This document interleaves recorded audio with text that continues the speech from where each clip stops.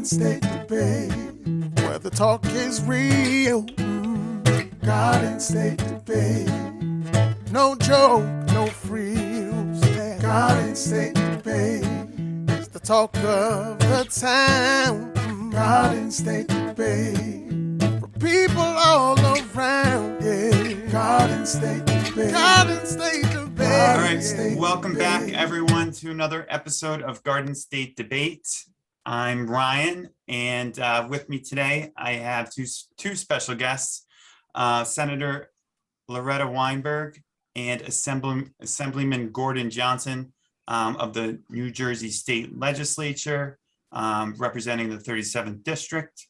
Both very tenured public servants in the legislature dating back to early 2000s.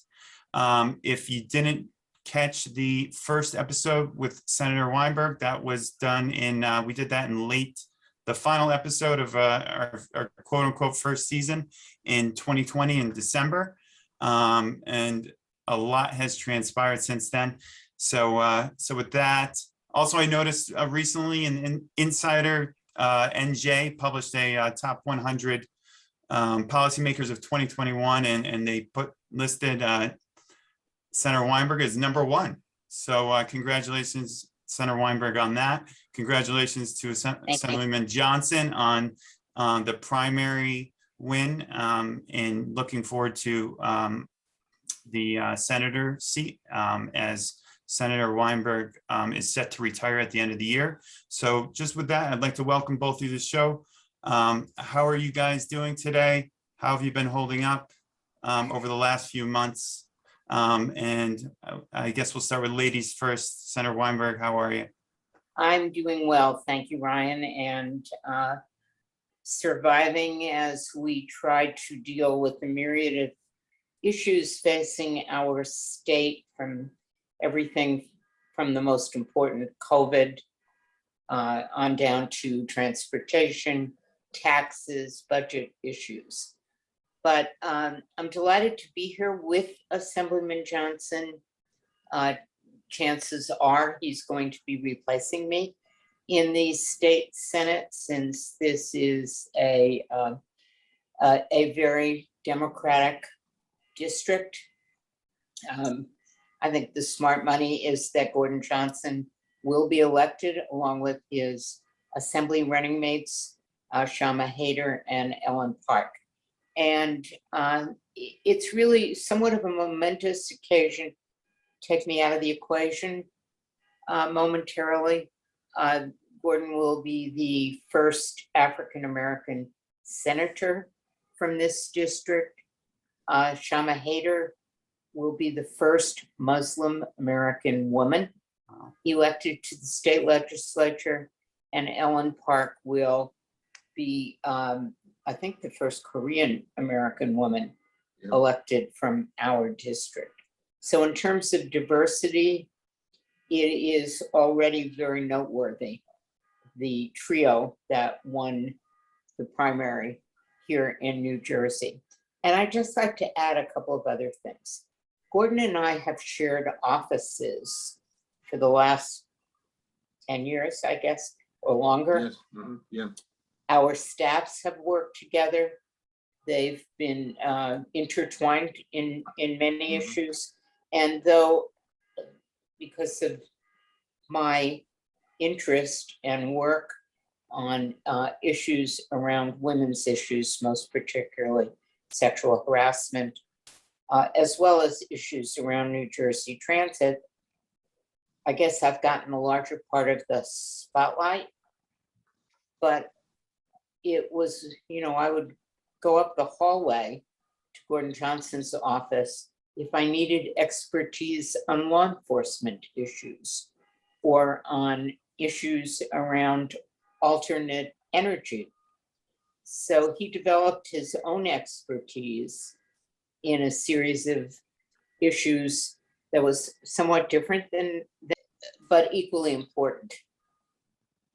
So I am hoping, as he knows, I say, when McKinnon told Gordon on many an occasion, I'm leaving a lot of notes for him in the middle desk drawer. So hopefully he will pick up the mantle in other areas, particularly around NJ Transit.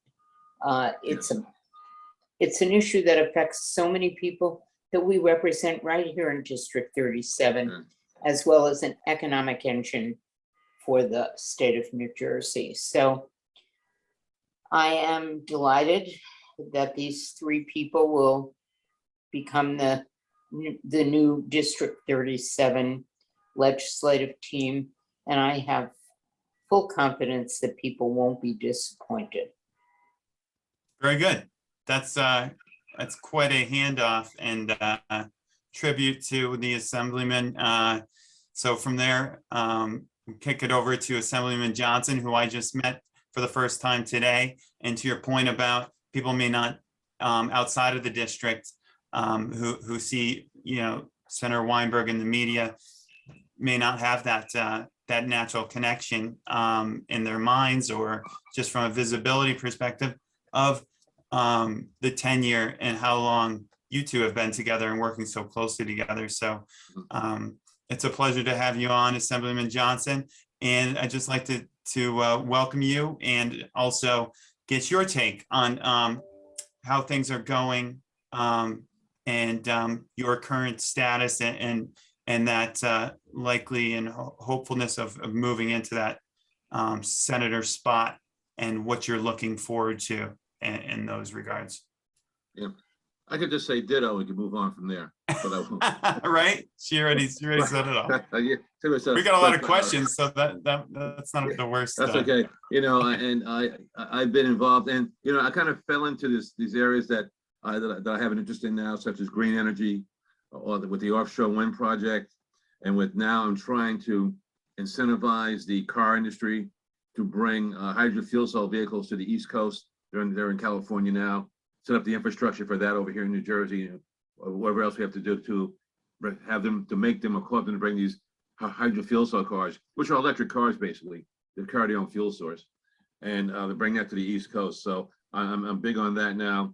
Of course, we still have social issues, social justice issues that continue, and that goes the whole spectrum of housing, education, access to healthcare, and other parts of, and of course the law enforcement or public safety side. So we're still involved in that. And that's for New Jersey Transit. And I feel very fortunate. I am fortunate. I'm lucky. I've had about an 18-year apprenticeship program under Loretta Weinberg. So back in the olden days, after you're an apprentice, you became a master of your trade. So I think maybe after 18 years of being under her, I could probably take it from there and go forward and hopefully make her proud of what I've done, what I'm doing as she leaves. So as for New Jersey Transit, I think I read in today's paper, Loretta, that they're putting in a line from out to Pennsylvania now, or through to Sussex County. That's what I read in the paper today. So yeah. So and they've been talking about that for about maybe 20 years, ever since it's been in the assembly. But it looks like the first step towards that is happening now, where they're going to bring rail service to the Northwest New Jersey on these tracks. So of course, we in the 37th district, and particularly on the east side of the 37th district, are still waiting for the Hudson Bergen Light Rail to get to our county. So we're hoping that some of this funding that's been set aside will be used to get that going. I think we're waiting for the FRA to release a report that was sent into them. So we'll be staying on top of New Jersey Transit, and to ensure that the employees and the riders get the treatment that they deserve. Excellent. Thank you for that. Also, And not continuing, veterans. Of course, I'm in Veterans Affairs. I'm a veteran, so I'm still have a spot in my heart for veterans. So I'm involved with Veteran Affairs in the state, the veterans that serve in this country, in this state, and serve their country in this state. So I'm also involved in that too. yeah, I was looking through your the legislative profile, and I saw the military background. Sheriff of Bergen County for a couple of years there in the beginning of and around 2001. Yeah. And also look through some of the bills that you're sponsoring, including a lot on the fuel cell, and some of the clean energy stuff that you mentioned. Right. And it was interesting because I saw a lot of that, and then I saw other things on law enforcement, and things related to that as well. So maybe as we go down the path here, we'll hear a little bit more specifics. But if we just start, and there are some specific questions that, I reached out to folks to see if they have questions for you guys. So we can get to them, and some of them will be on New Jersey Transit and diversity and women's rights and things like that. So we'll get to that in a few minutes. But some overarching themes of flying by, some things that are literally just coming up or have been over the last couple of months or days. I'd like to point out, we left off Senator Weinberg talking about you were concerned about educational opportunities for children in relation to, and these questions are obviously for both of you, so feel free to chime in or as needed. Your concerns were related to the pandemic and how it's impacting children in schools, and the digital divide and Wi-Fi access. And you also mentioned healthcare access as well during that time. And we were both looking forward to the moving from unprecedented times to normal precedented times. And right, exactly. We have the Delta variant of COVID still circulating. I mean, it feels like there's going to be some sort of the COVID's going to be around in some capacity for a while. So what are either of your thoughts or both on somebody, and New Jersey's doing a great job in terms of vaccines and all of that stuff, but how do you still have those same concerns on education this year, on healthcare, and what are your concerns related to that? We expressed concerns early on not knowing what was happening to our children educationally. And I think all reports since then, as a few cursory studies have emerged, is that children from disadvantaged backgrounds have suffered mightily in lost education opportunities. Part of it is access to Wi-Fi, the great digital divide. And part of it is also having a parent at home who has the time and the ability to supervise the child when you're dealing with education over the internet rather than in person. So very often the mom was at work and there was no parent at home to make sure that the child was sitting in front of the screen, and particularly when you come down to very young children who need that kind of supervision.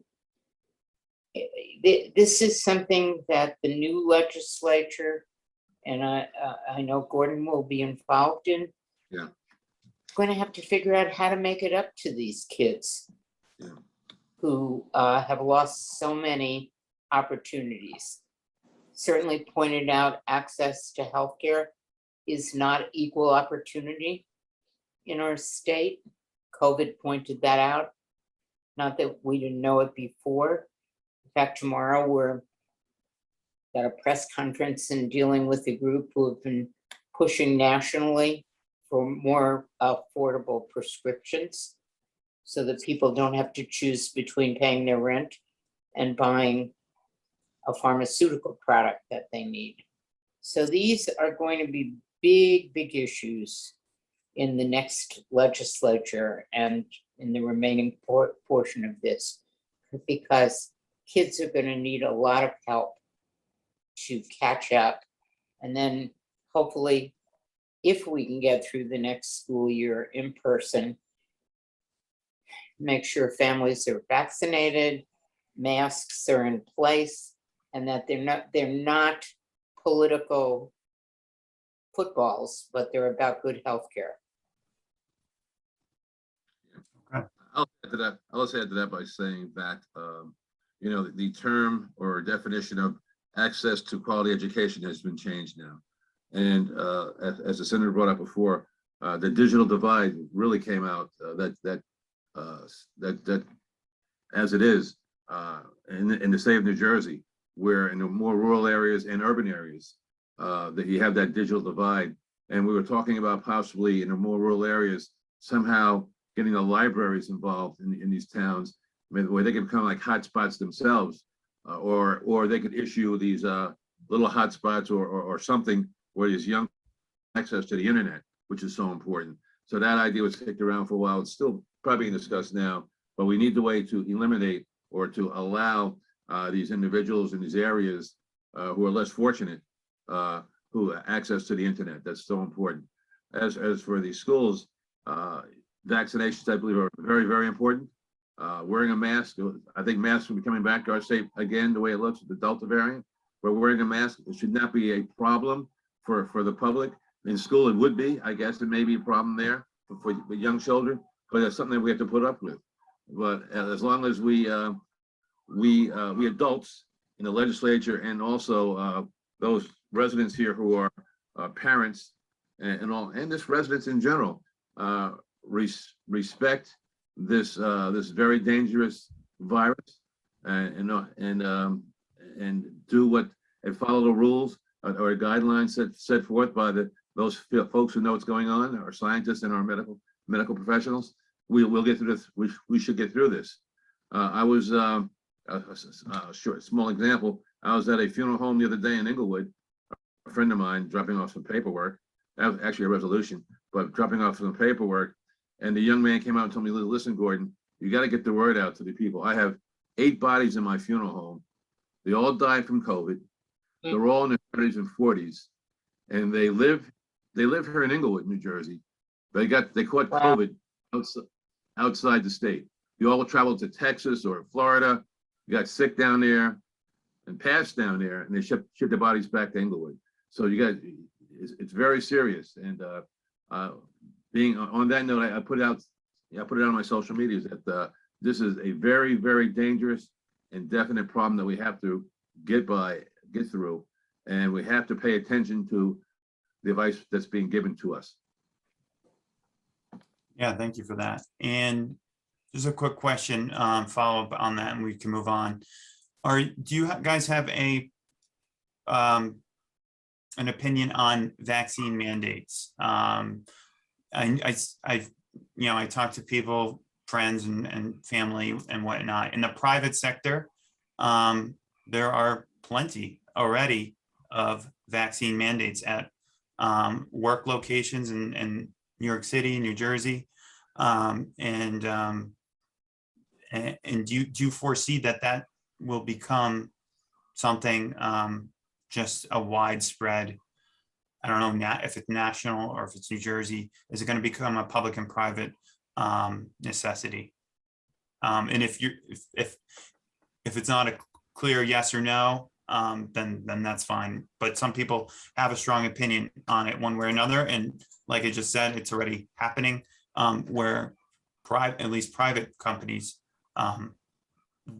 want it to be done. So just want to throw that out there. Well, private sector can make them. Go ahead. You go, Gordon. I took the lead. I was just going to say, private sector can make their rules and regulations. I mean, they're private sector. So if you want to work with a company, then you have to follow their rules. If they say you get a vaccination, then you get one. Or if you don't have a good excuse not to get one, then or one of their that falls into one of their exceptions, then of course that's up to them. Public sector, do I feel vaccinations should be mandatory?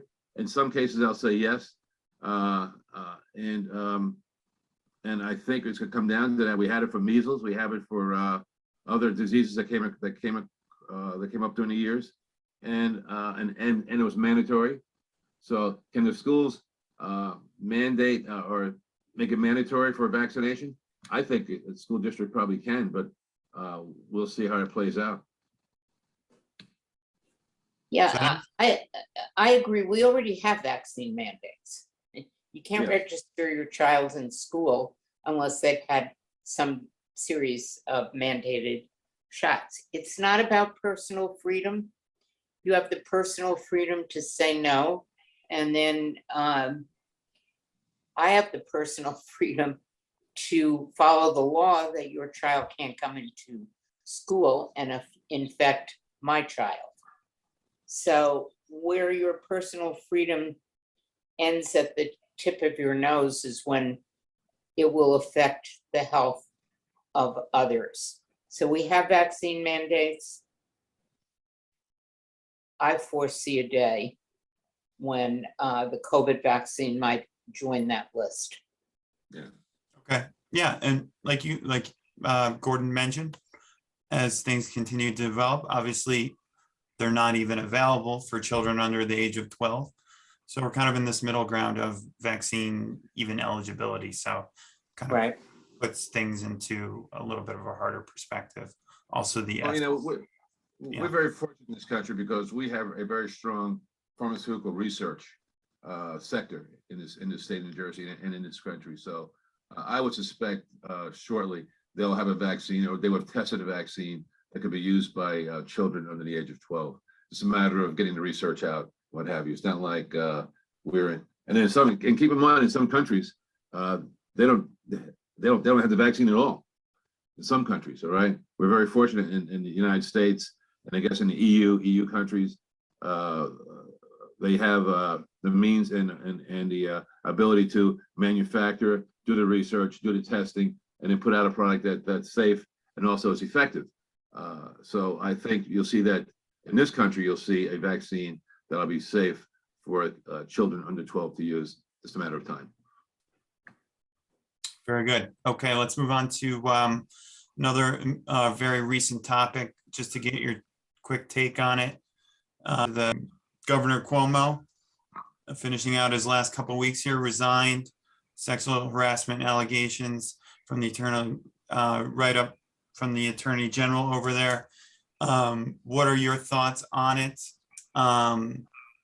And also, do you have any knowledge of Lieutenant Governor Kathy Hochul? And the reason why I'm bringing this up, not just, well, because it's a neighboring state, we work closely together. There's a lot of interaction in what we do, whether it be business, transit, you name it. And there's a lot of kind of similarities in the way that we go about things, such as even through COVID. So, the replacement of Governor Cuomo could have a, for one way or another, a big impact as well on New Jersey and your, and on the legislature doing business, or with politics as it relates to the New Jersey, New York connection. So what's your take on the overall Cuomo situation, and then also on kind of the shift in what it might bring to bring forth for New York and New Jersey's relationship? I think Cuomo did the right thing by resigning. He might have done it a little earlier, saved himself and the rest of us some agita. I think his excuse, he didn't realize that he had stepped over the, quote, over the line, because the line had been redrawn. It's a little bit sad to hear from a 63-year-old man who had been a longtime governor of the state of New Jersey, had served as an attorney general, and had served in a presidential cabinet. And so it's not only, it's good that there will be less distracted leadership in the state of New York, but also in terms of the tri-state area. As you pointed out, Ryan, we, particularly New Jersey and New York, are interdependent in so many ways. Port Authority, how funds get spent or allocated to each of the two states, the airports that jointly affect both New York and New Jersey. So many things. Our governor worked with Governor Cuomo on things like open air dining and mask requirements because, again, we were so interdependent. So for one, I'm glad we've got new leadership there.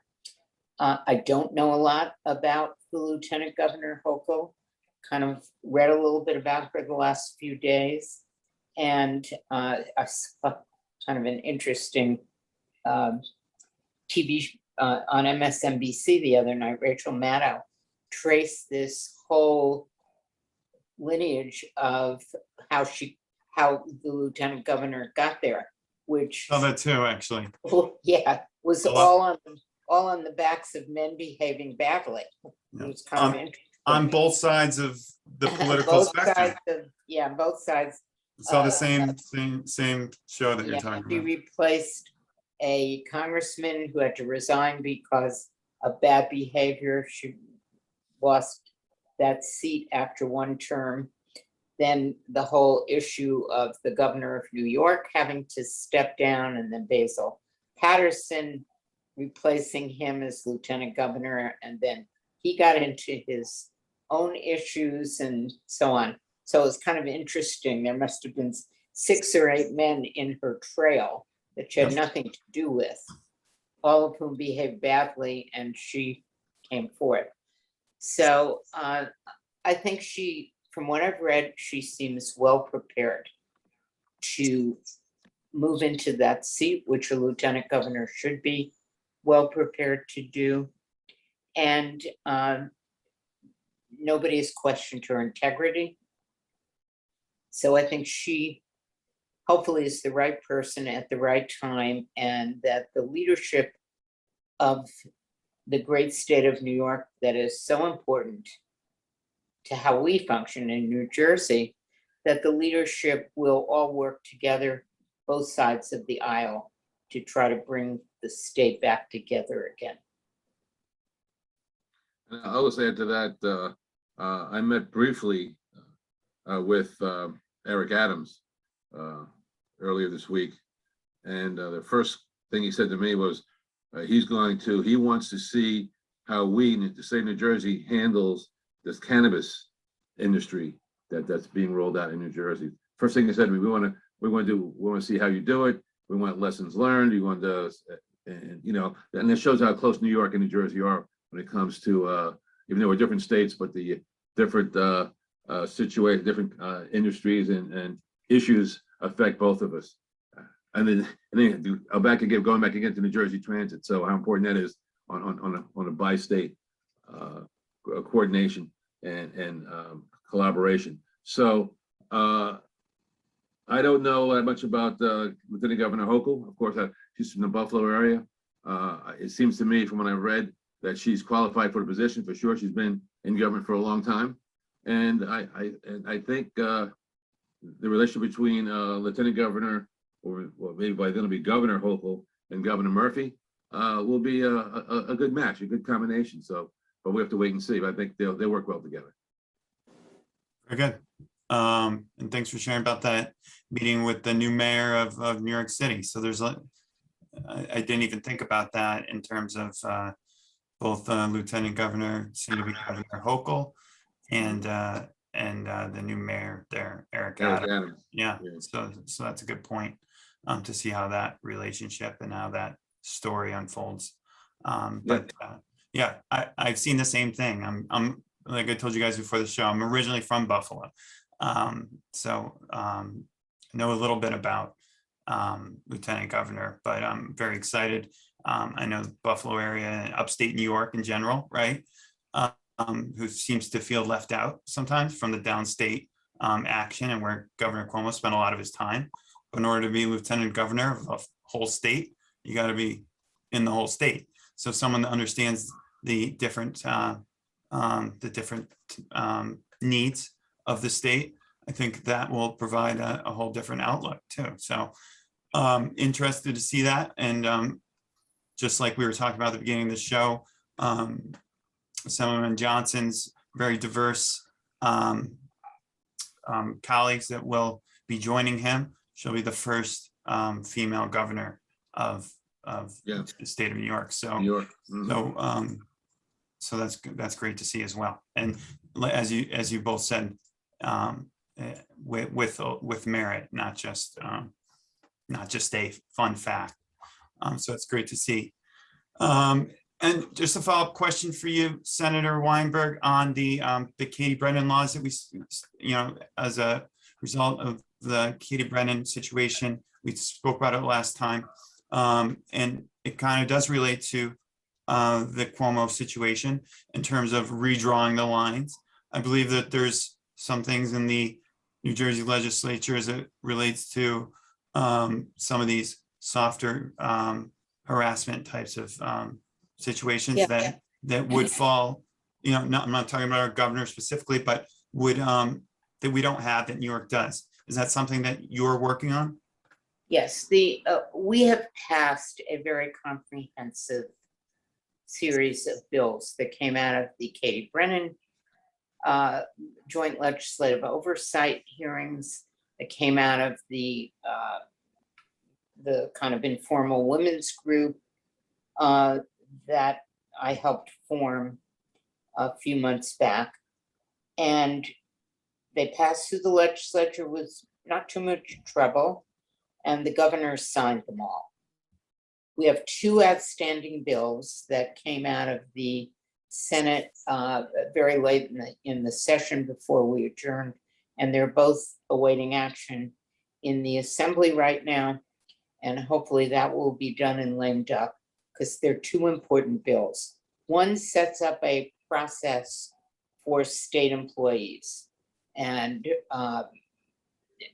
to make sure that if anybody is victimized by sexual harassment, or if the environment is not conducive to feeling safe, that there are processes that women, or if need be, men, can go to that are safe and accountable, and where necessary, transparent. So the two bills that are left, as I say, one sets up a process for state employees, and the other sets up a process for campaigns, which is very, very important. Unfortunately, that won't be ready for the upcoming campaign, upcoming gubernatorial campaign, but will be hopefully for future campaigns. And that sets up a process in the Election Law the Election Law Enforcement Commission, which exists, which today has oversight of campaigns in terms of campaign finance. It appropriates money so that they can get the necessary expertise. And I'm hoping with Assemblyman Johnson's help that both those bills will get passed in lame duck. They're the last two big pieces of this whole series of bills, and I think very important pieces.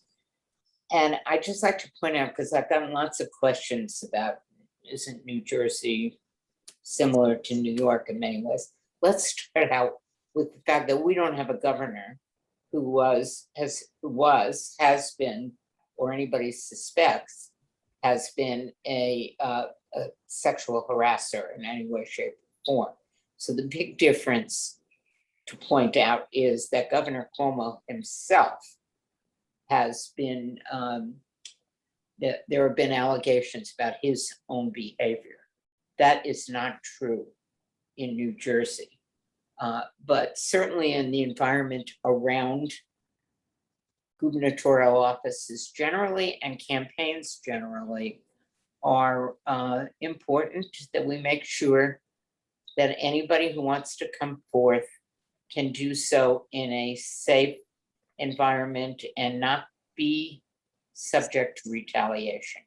So once we get those last two bills passed and the governor signs them, I think New Jersey will again be in the forefront of what needs to be done to improve the environment.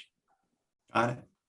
Thanks for And, that. and we have to keep in mind that, as I remember it, when they had this whole thing with the Katie Brennan allegations and what have you, they we're told that there are rules and regulations in state government and a process in place to report this, but these are not state government employees.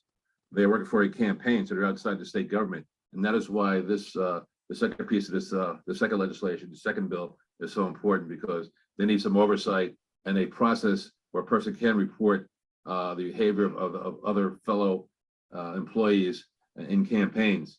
And putting it under the Election Law Enforcement Commission, I think it would be the proper place to put that, because that's their job. That's what they do. They oversee campaigns. And the process for state employees, of course, where a person can report an issue without the fear of retaliation is also important. So I'm on it. Great. I support it. Sounds good. That was for my mentor, by the way.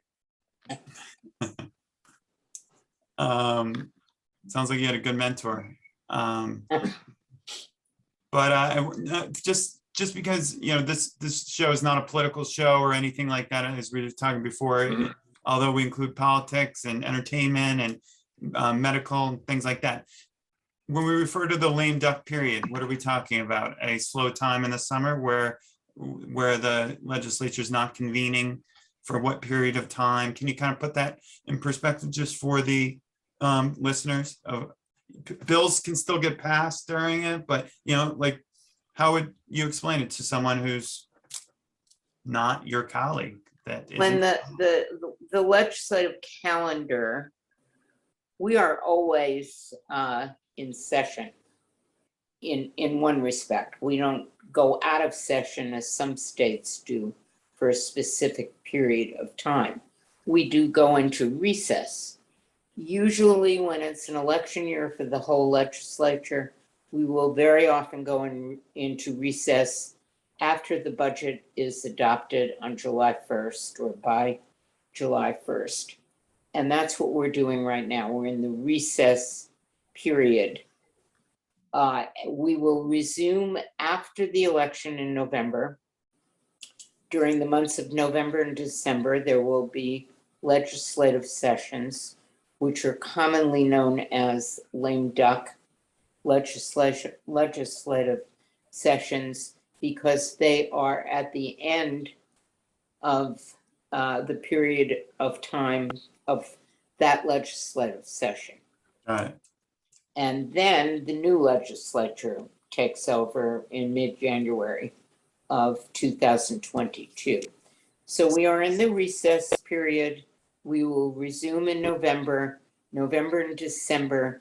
You will see legislation passed in what is commonly known as lame duck. At that point, in that point of time, I will still be the state senator and Gordon will still be the assemblyman.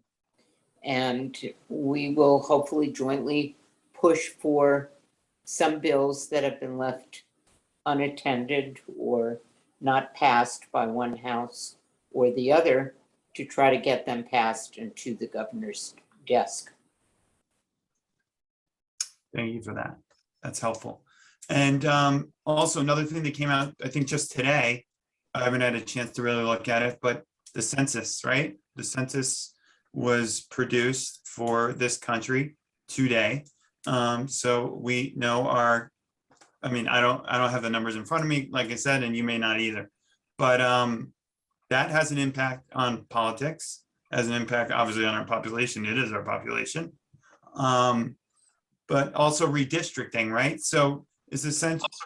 Do you guys have any opinion on what you take away from the census, which just came out today? And also as it relates to redistricting. And is that something that from a legislative perspective is important to you? I'm not too concerned with the 37th district so much. I have not seen the numbers either. I have not seen the new numbers. After we conclude this program, I will go online and see if I could find the numbers for the 37th. But I'm not too concerned with the 37th district. I don't think we lost any people here. I think we probably picked up population, if anything, in this area. And Loretta, when I've seen the construction in Hackensack and Inglewood, these apartments in Fort Lee, they probably double our population the way it looks. That's a bad job, but it's definitely an increase, I think, in population. I don't know what the numbers are either. The only thing I saw Yes, in the press so far is Newark beat Jersey City to stay as the Oh, they number did? Yeah, I saw that. one. Somebody seemed to have set that up as a competition, which I'm not sure actually exists. Well, But the mayor of Jersey City I made haven't that seen the comment years numbers. ago. And redistricting does affect all of us. It will affect who our congressperson is, Yeah, what congressional district we end up in as an individual community. And of course, redistricting will be done on a legislative basis also. So I tend to agree with Gordon that you probably won't see too many changes in District 37, but you could see changes. So we'll have to wait and see. We've got, the numbers have just been received. The State Redistricting Commission is not named its tiebreaker yet. So there's one person still to be appointed there. The Congressional Redistricting, the court named former Supreme Court Justice Wallace as the tiebreaker, the New Jersey Supreme Court. And we'll wait and see what happens with the State Redistricting Commission. And when typically would that take place? Like by the end of the year, or do we know? Well, they won't be finished by the end of the year, but I'm sure the commission will be Got it. named and starting to do their work. Got it. Yeah, similar to your But point. don't forget, this is a 2-year legislature, Got it. so that by the next election, 2 years from November, That's when they need to finalize. people will run from whatever the new districts are. we're running in different districts, yeah. Got it. Well, not districts, but revised districts, I should say. Right. Okay. And I didn't see anything except for the thing that you mentioned about Trenton and also Jersey City, and I think Patterson already was, but the 2 of the 3 most densest cities in the country. Jersey City jumped up to number 2, and the first being New York City. So I thought, and we all hear regularly we're the densest state in the country, but interesting to see that, but not surprisingly, that 2 of the 3 most densest cities in the country are in New Jersey. So moving along to just something that has happened over the last year, just a quick one for you guys. A lot of your meetings have, and passing of bills and public testimony has taken place in this type of setting, right? Virtually. I think did you find it as more accessible to yourselves and colleagues as well as the public? And do you think there's anything in the acceleration of technology in government that will stick and be embedded in the future? Or will people going forward, or the old norm of marching down to Trenton if you want to make a comment on New Jersey Transit Reform Bill 2 or whatever the bill may be? Or do you foresee technology and virtual interaction driving some change from a state government or any level of government, New Jersey or beyond? Any thoughts on that? Just I a quick think one. it's both things. Some things lend themselves and do lend themselves to being much more efficient on Zoom. That there are many groups that are below a certain number where you can do a good Zoom meeting and people don't have to travel to Trenton or Newark or any other place. So that was, I hopefully that portion of technology will be continued. Trying to do a Zoom meeting of the legislature was painful, twice as painful in the assembly as it was in the Senate, because you have to go through a roll call vote for every single issue. Right. Whereas like six, you're, 60, on the floor of the legislature, you push your button and it automatically tallies. So they have to call. I mean, it was bad enough in the Senate. I can imagine with the Assembly where they had to call 80 names. Somebody always has to be reminded to unmute. Somebody else is away from his screen. So it very inefficient. And then, That portion is inefficient. And I think the interchange that we have with each other, particularly if you're debating an issue, is important.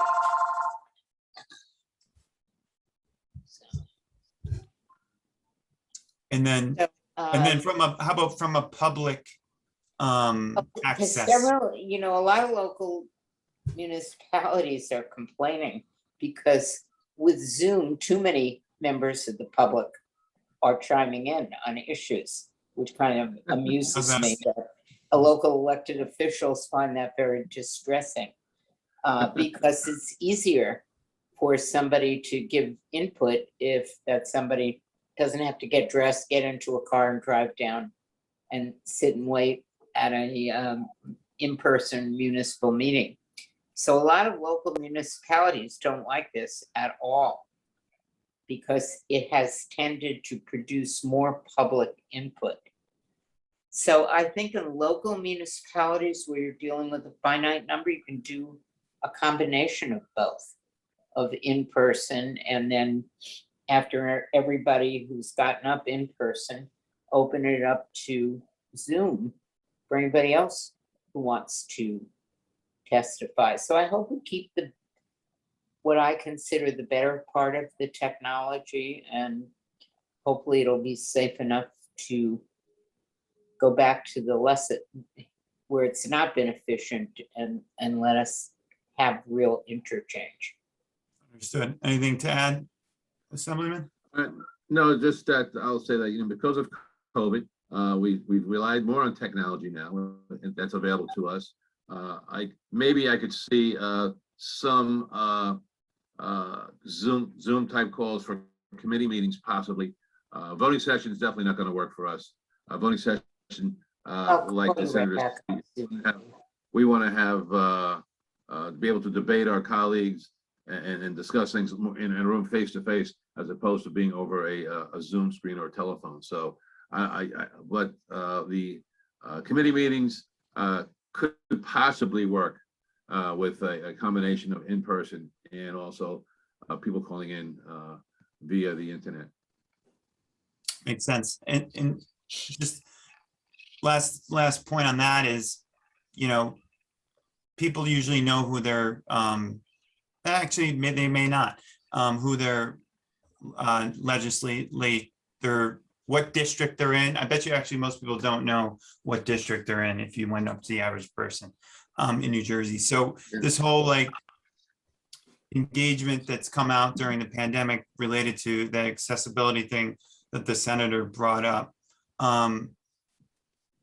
not just technology wise, but do you think there's a need to, there's nowhere you can go except for the legislative website that I'm aware of, where you can see a list of all the bills that are in the works.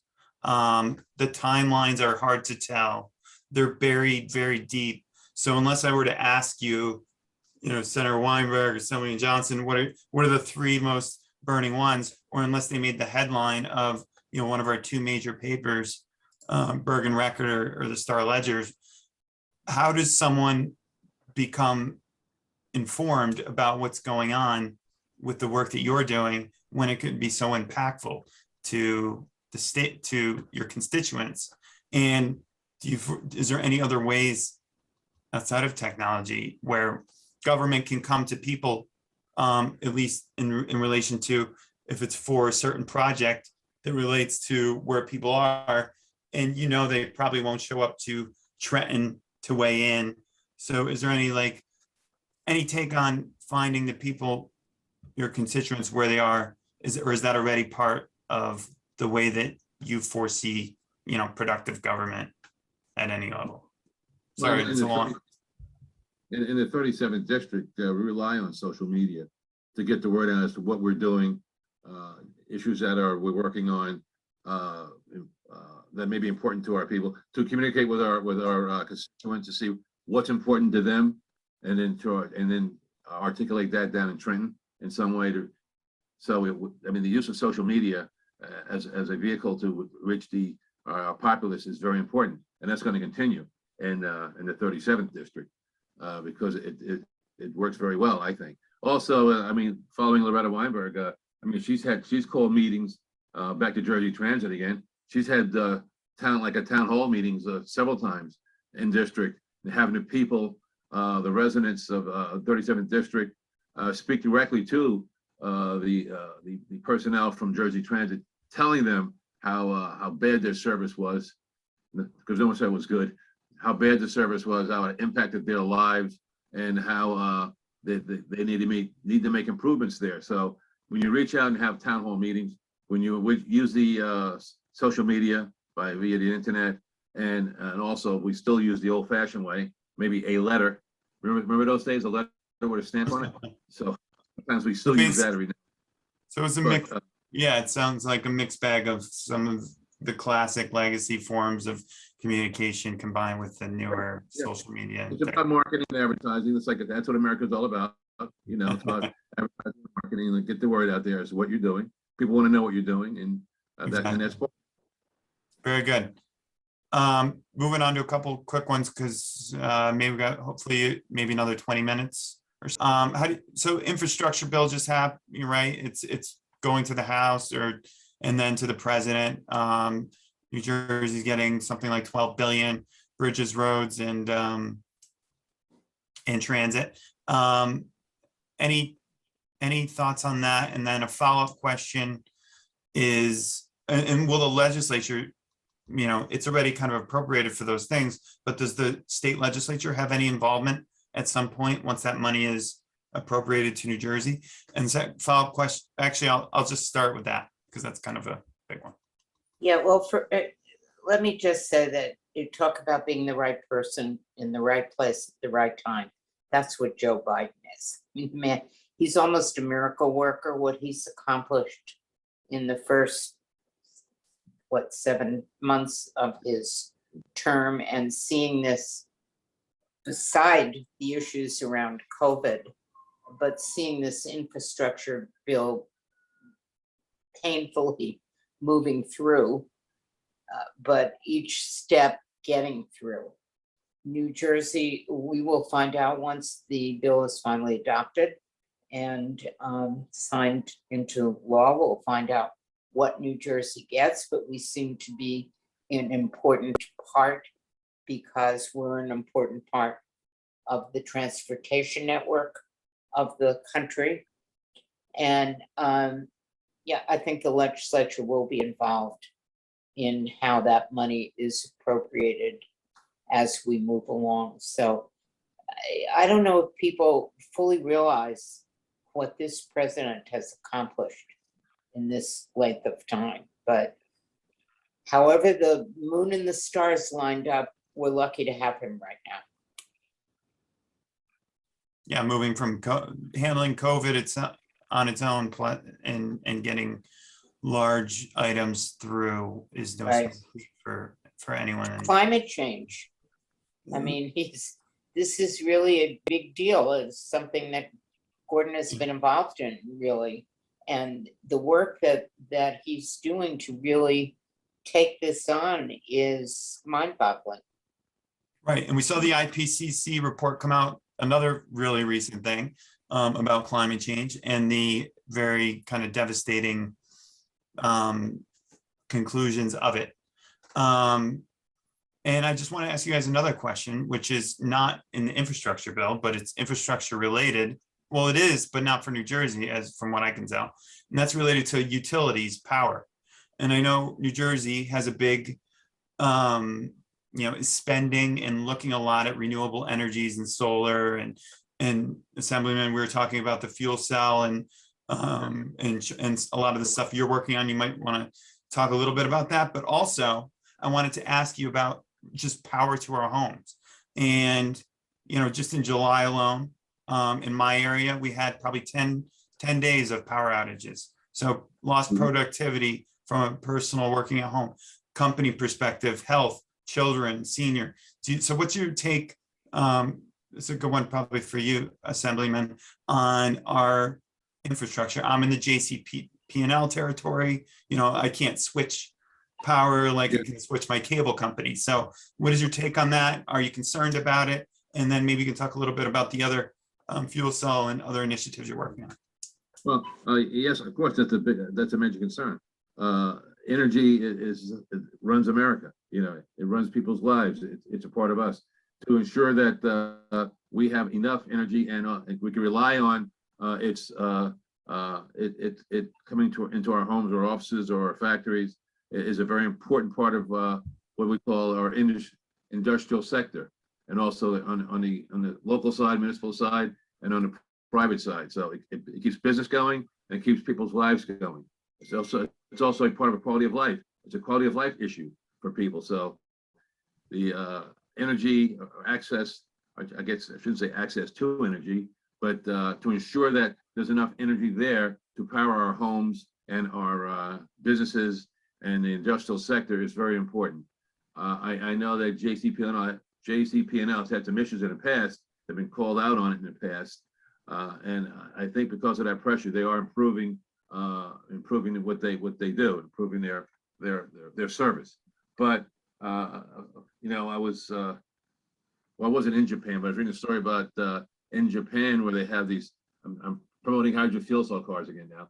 And in Japan, they build homes now. Some homes are built where if there's a power outage, you can plug your car into your house and power your house from your hydrogen fuel cell car, because it's a generator basically. So and it gives you enough energy for 2 or 3 days in a home of residence. So little things like that could help. As you know, people here are buying generators by the thousands because they want these backup generators there when the power goes out. And it's just energy is a priority. That's all I could say. Right, and similar to in a different way, but similar to NJ Transit, like because it's such a big component of New Jersey, we don't have many other options. When it comes to power, we have wherever we live, we have our power utility. So, when the power goes out or the train doesn't come, people go running to their mayors and state legislators and asking, what can we do? And I know people are advocating for burying power lines where there's tree prone areas, looking at microgrids and things like that. So I know in other states like Florida, the legislature actually put mandates in terms of like burying power lines. So I didn't know if anything like that is on top of the mind. But to your point, it sounds like in general, the concern about it has to be addressed. I'm not so sure burying power lines throughout the whole network is the answer. But the utilities have to figure out how they can best provide this service at a cost that they can afford, that we can afford, we ratepayers can afford. Right. So burying power lines is also requires maintenance too, that we maintain underground. So it's not the end all of this issue. So I'll go with, we have to be on top of that, ensure that our utilities through the BPU, through their oversight, are doing the best they can to serve the ratepayers of the state of New Jersey. Agreed. Okay, so I know we're running out of time. So last subject, and we talked about it a couple times already, so maybe we can make it quick. We'll do New Jersey Transit. Senator Weinberg's favorite and probably yours too, Assemblyman Johnson. So just some recent events, right? We had I saw media on 6 alleged sexual assault or harassment cases.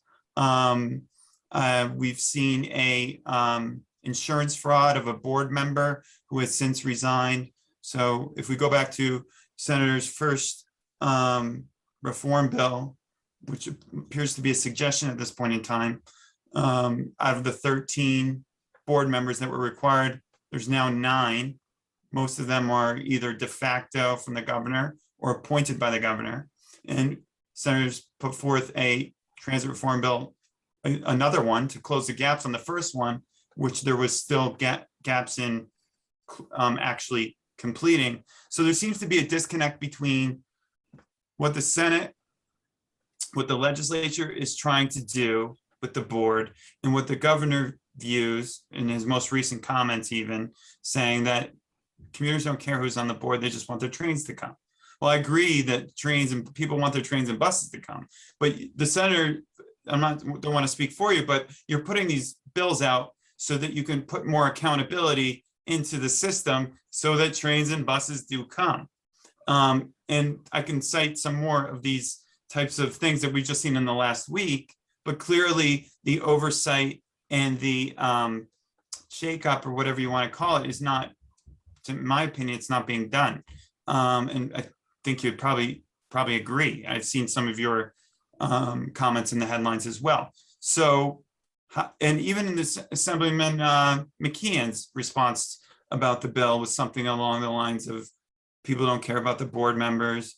The governor Yeah, basically but you know what, So- that really annoys me. Yeah, people don't care if you stop the average resident of New Jersey or the average commuter and ask them if they care how many members are on the NJ Transit Board, they're going to say no. But what they do care about is the work that the NJ Transit Board does and the outgrowth of that work. So let's not minimize what the legislature and the governor signed in creating this new NJ Transit Board, which was supposed to be much more accountable and transparent. We saw over the last number of months large gaps, our own fault, that we needed to close up in the legislature.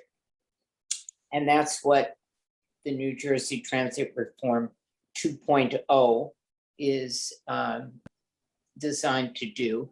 And hopefully I got that amended before we went into recess. Hopefully that will be a very important bill that we take up in lame duck.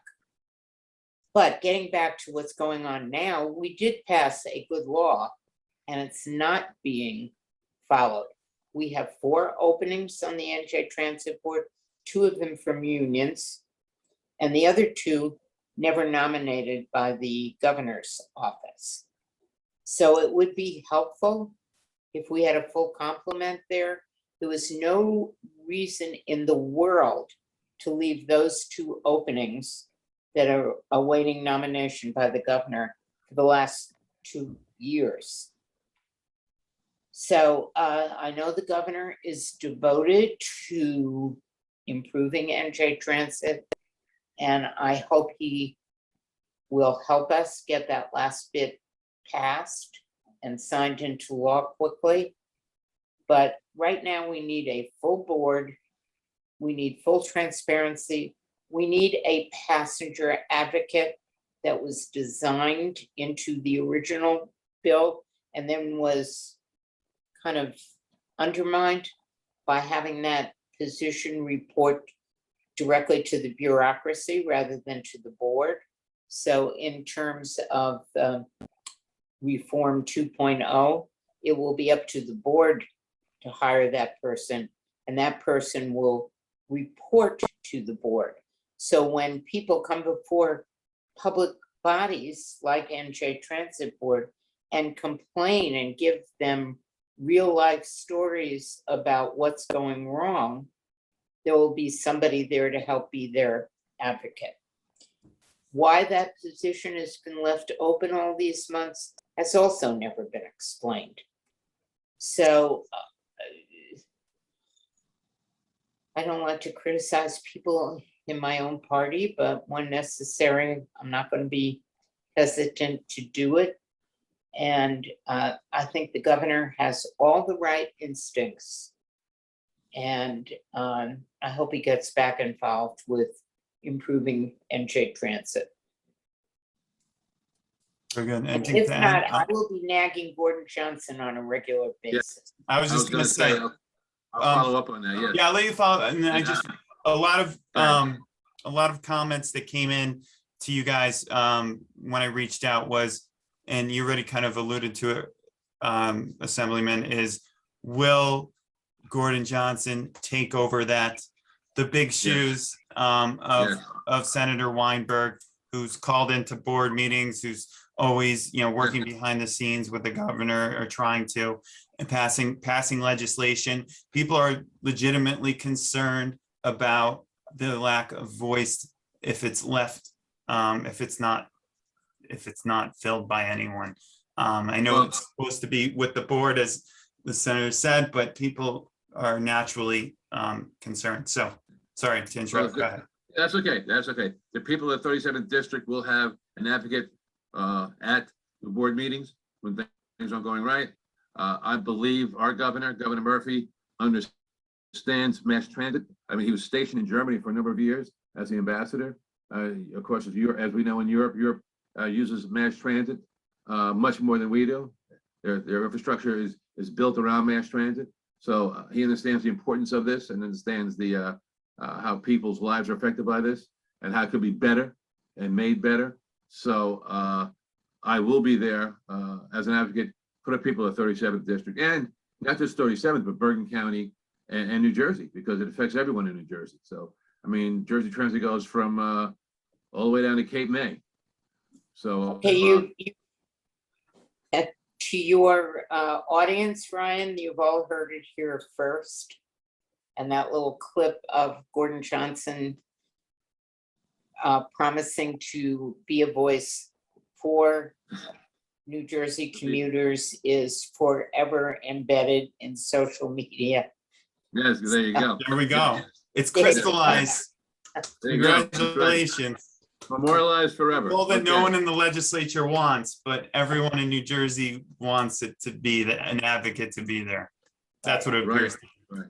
Yes. Because from what I see, people don't like to engage in things that are complex and hard to fix, but it's still probably worth fighting for if the outcomes Yeah. right now are so, Well, how many legislators use mass transit?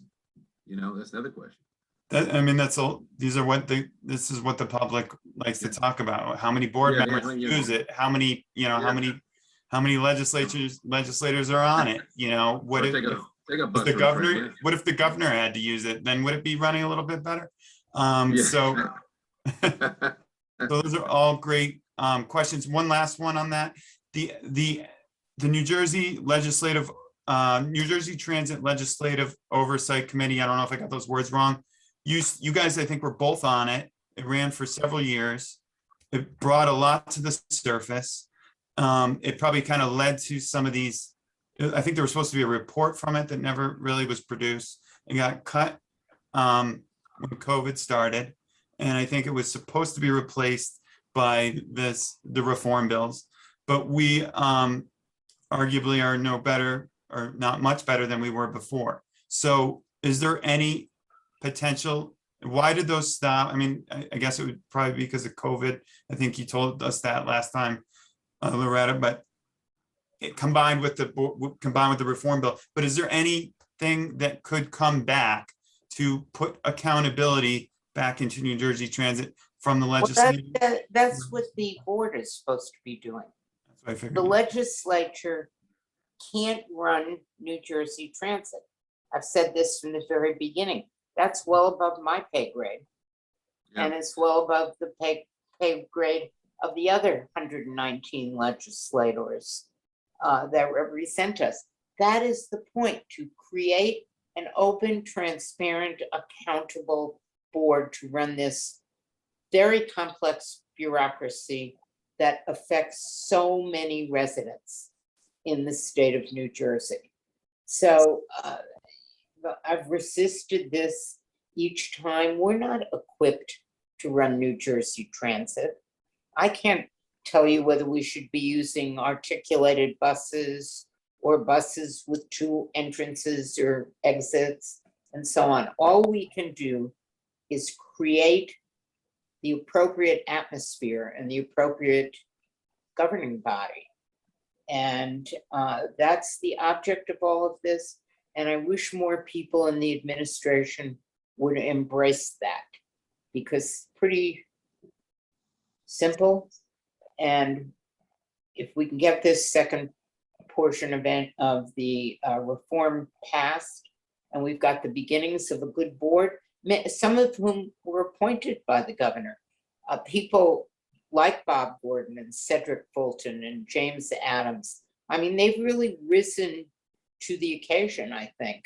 They have the background, they have the expertise, and just so give them the full board and give them the right to oversee what's going on there without being undermined, and NJ Transit will improve with resources, of course. Yeah, the proper resources and at that vision, at the after where you want to be 5 years from now, 10 years from now, right? Providing the service to New Jersey. Capital expenditures versus operating expenses, all that good stuff. These members have to understand that, and they do, and they need to be able to articulate that to the public and show the public that things can get better and will get better. Yeah, no, sounds good. I appreciate your guys' time. Thank you, Senator Weinberg and Assemblyman Johnson, for coming back on. Some of these extended sessions, they take a little longer than 5-minute quote for like regular media, but hopefully people get a better understanding of who you are, what you're advocating for, what's on the latest. There's so many other things like cannabis that we kind of briefly talked about. I wanted to talk about like affordable housing, cannabis, all these different things, but we'll save it for next time. Maybe we'll do one with Assemblyman, soon to be Senator Johnson, on some subjects like that. But thank you again for coming on. I really appreciate it. And I know the listeners will too. So thank you, and enjoy the rest of your summer, and see what we can get through in the lame duck, and we'll talk to you soon. Okay, take care, Ryan. The talk is real. Okay, thank you. No joke, no frills. Garden State debate is the talk of the town. Garden State debate for people all around. Yeah, Garden State debate. Garden State debate. Garden State debate.